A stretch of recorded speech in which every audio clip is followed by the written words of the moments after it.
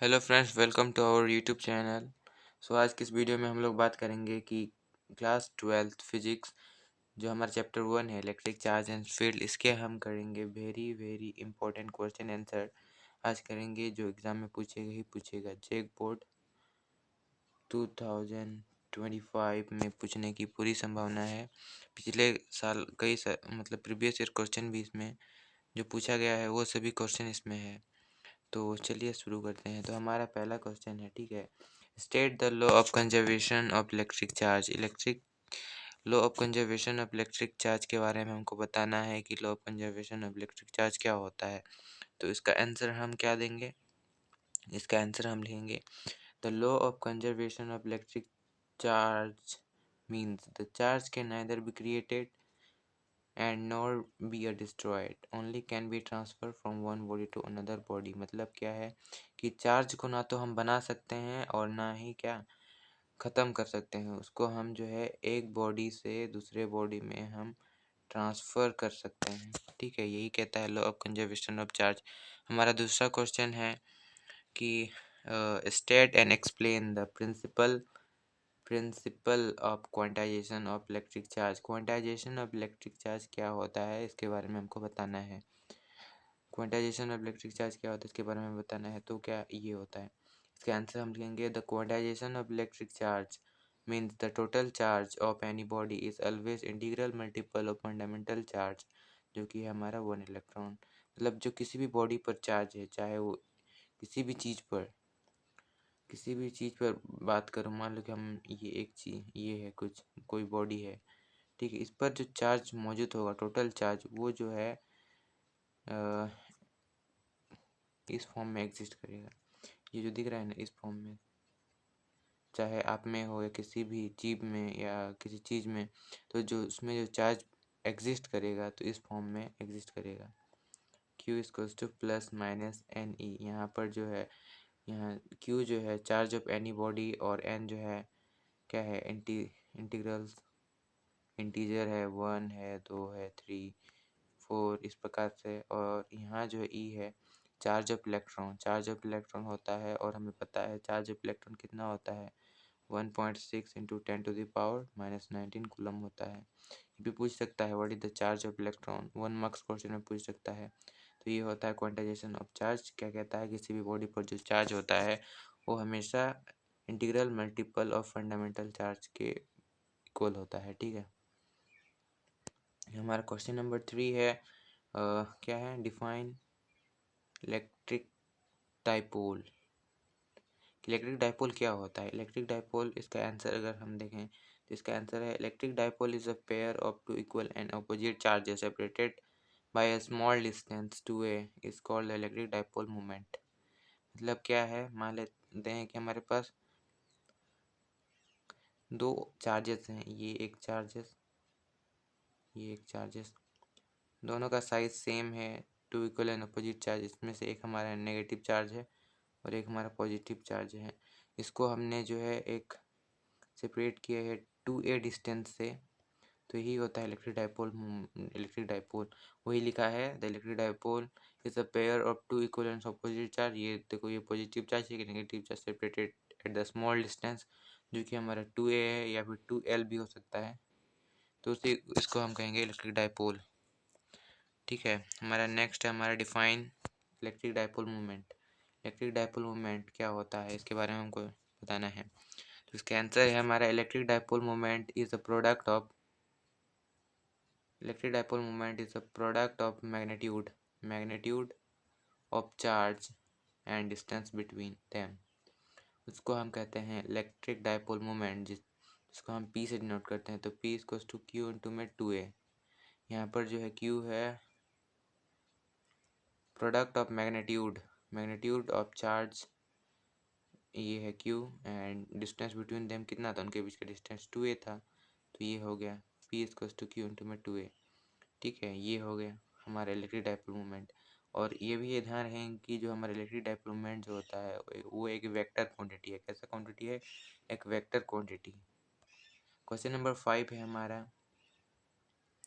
What is the electric flux and its unit. हमारा जो electric flux क्या होता है और उसका यूनिट क्या होता है इसके बारे में हमको बताना है। तो इसका आंसर लिखेंगे हम the total number of electric field line passing through a particular area perpendicularly, उसी को हम कहते हैं इलेक्ट्रिक फ्लक्स। मतलब क्या है, मान लेते हैं कि एक पर्टिकुलर एरिया है हमारा, ये है, इसमें से कितना इलेक्ट्रिक फील्ड पास कर रहा है, इलेक्ट्रिक फील्ड लाइन पास कर रहा है परपेंडिकुलरली, उसी को हम कहते हैं कितने numbers of electric field line pass किए, उसको हम कहेंगे इलेक्ट्रिक फ्लक्स। ठीक है, इलेक्ट्रिक फ्लक्स का ऐसा यूनिट के बारे में बात करें तो वो होता है न्यूटन मीटर स्क्वायर, यहाँ स्क्वायर है, कुलम टू द पावर -1, ये होता है। फिर हमारा क्वेश्चन नंबर 6 क्वेश्चन है, वो है define the electric field line and mention it's property. हमें इलेक्ट्रिक फील्ड लाइन क्या होता है और उसके कुछ प्रॉपर्टी के बारे में भी बताना है। तो इसका आंसर हम लिखेंगे the electric field line is an imaginary line such that tangent to any given point its give direction, यहाँ डायरेक्शन है, डायरेक्शन ऑफ इलेक्ट्रिक फील्ड। तो इलेक्ट्रिक फील्ड लाइन एक इमेजिनरी लाइन होती है, मतलब वो दिखती नहीं है। अगर एक गिवन पॉइंट पर मान लेते हैं कि एक मान लो गिवन पॉइंट है, उसमें अगर हम टेंजेंट खींचेंगे तो हमें क्या देता है, हमें इलेक्ट्रिक फील्ड का डायरेक्शन देता है। ठीक है, ये है। इसकी प्रॉपर्टी के बारे में बात करते हैं, properties of electric field lines. तो पहला प्रॉपर्टी है electric field lines are the continuous smooth curve without any break. मतलब एक कंटिन्यूस कर्व टाइप होता है, उसमें कोई टूटा फूटा नहीं होता है, मतलब इस प्रकार से एकदम सीधा, एकदम स्ट्रेट कंटिन्यूस होता है, मतलब और इस प्रकार नहीं रहता है, मतलब ये टूटा टूटा नहीं रहता है। ठीक है, उसके बाद है दूसरा प्रॉपर्टी है हमारा electric field lines are start from positively charge body and end from negative charge body. मतलब जो हमारा जो इलेक्ट्रिक फील्ड लाइन है वो पॉजिटिव चार्ज से स्टार्ट होता है और नेगेटिव चार्ज में क्या होता है, एंड होता है, जाके मिल जाता है। उसके बाद है हमारा तीसरा property electric field line can not form a close loop, वो क्लोज लूप नहीं बनाता है इलेक्ट्रिक फील्ड लाइन। इसके बाद हमारा चौथा प्रॉपर्टी है tangent to the electric field lines at any given point given that direction of electric field at that point. अगर हमारा एक जो है टेंजेंट खींचेंगे किसी गिवन पॉइंट पर तो हमें क्या देता है, डायरेक्शन देता है इलेक्ट्रिक फील्ड का। ये उसके बाद है हमारा पांचवा प्रॉपर्टी है जो इलेक्ट्रिक फील्ड लाइन जो होता है always normal to the surface of conductor, हमेशा परपेंडिकुलरली सरफेस से जो परपेंडिकुलरली निकलती है इलेक्ट्रिक फील्ड लाइन परपेंडिकुलरली। ठीक है, क्वेश्चन उसके बाद है हमारा सिक्स प्रॉपर्टी है हमारा दो electric field line can never intersect each other if they can intersect each other at any point and that point we get two tangent and two different direction which is not possible। मतलब दो electric field line जो होता है ना, कभी एक दूसरे को इंटरसेक्ट नहीं करेंगे। मान लो कि ये एक इलेक्ट्रिक फील्ड लाइन है और ये एक इलेक्ट्रिक फील्ड लाइन है, ये एक दूसरे को कभी भी इंटरसेक्ट नहीं करेंगे।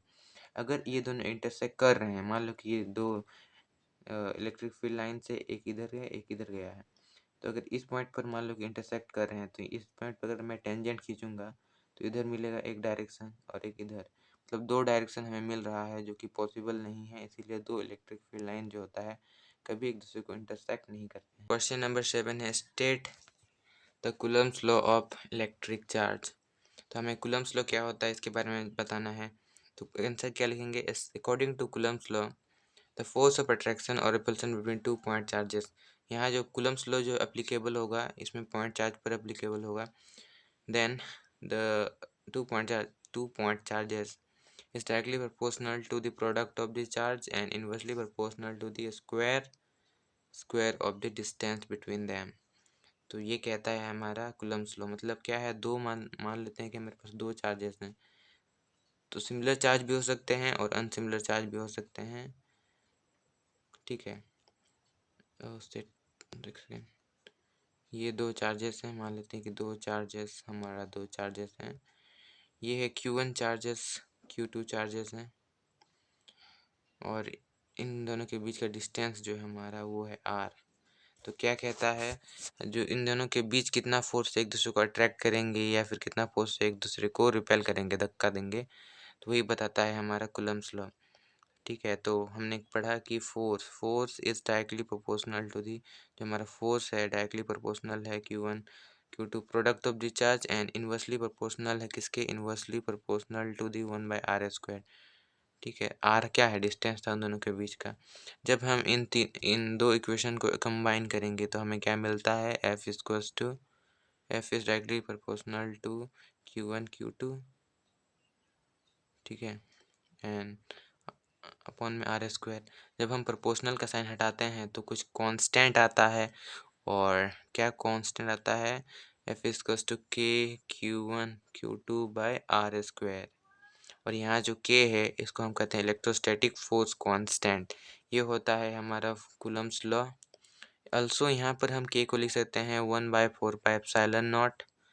ठीक है, तो हमारा इस प्रकार से बन जाएगा हमारा F equals to 1/4πε0 Q1 Q2/r²। ये हो जाएगा हमारा Coulomb's law of the electrostatic.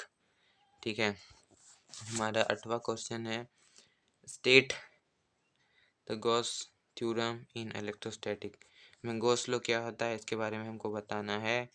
तो ये है answer, the total electric flux over a closed surface is always 1/ε0 time the net charge enclosed the closed surface। मतलब ये जो है हमारा गॉस लॉ, किसी क्लोज सरफेस पे मान लेते हैं कि एक क्लोज सरफेस में उसमें कितना electric field line, electric flux कितने, तो टोटल सॉरी क्या कहता है, एक सेकेंड। हमारा 8वां क्वेश्चन है, हमारा क्या है, 8वां क्वेश्चन है state the Gauss theorem in electrostatic. तो इसका आंसर हम क्या लिखेंगे, इसका आंसर हो जाएगा the total electric flux over a close surface. इसमें जो होगा हमारा सरफेस जो होना चाहिए वो क्लोज सरफेस होना चाहिए, is always 1/ε0 time the net charge in the close surface. ठीक है, ये कहता है गॉस लॉ, मतलब फाई इक्वल्स टू 1/ε0 इंटू में नेट चार्ज इसमें कितना है Q, so phi equals to 1/ε0 into Q। So यहाँ से मैं लिख सकता हूँ phi equals to Q into में ε0, और यही होता है हमारा गॉस थ्योरम ये होता है। तो यही तक था क्वेश्चन, बाकी सब तो खत्म हो गया।